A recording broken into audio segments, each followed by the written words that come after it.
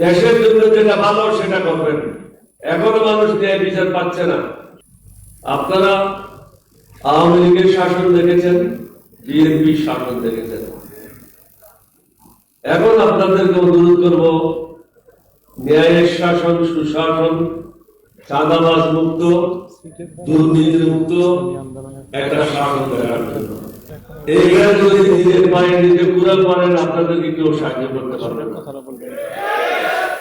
দিল্লির দাসত্ব থেকে আমরা বের হতে চাই। 2024 সালে জুলাই যুদ্ধ সম্মেলন এখানে মিলন ঘটেছে, এটা অন্য কোনো জায়গায় এই মিলন ঘটেনি। জাতিকে সিদ্ধান্ত নিতে হবে, আপনারা কি ভারতের দাসত্ব করবেন না বাংলাদেশের জনগণের খেদমত করবেন?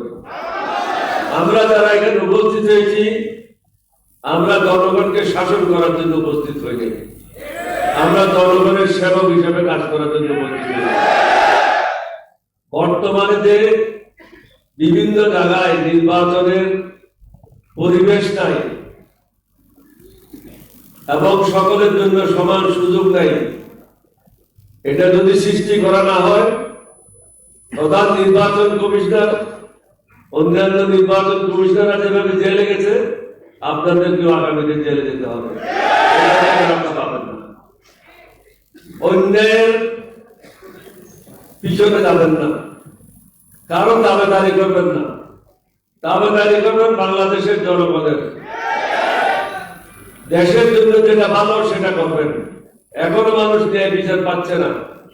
নির্বাচন কমিশনে তারা অনেকেই বৈধতা পাওয়ার জন্য বা কাকে অবৈধ করার জন্য যে দরখাস্তগুলি দিয়েছে, এগুলি ঠিকভাবে পর্যালোচনা করে রায় দেওয়া হচ্ছে না। আমরা আশা করব সমগ্র জাতি ঐক্যবদ্ধভাবে আমরা যারা আজকে মঞ্চে এখানে উপস্থিত হয়েছি, আমাদের পক্ষে রায় দিয়ে এই দেশের সেবা করার জন্য সুযোগ দেবেন।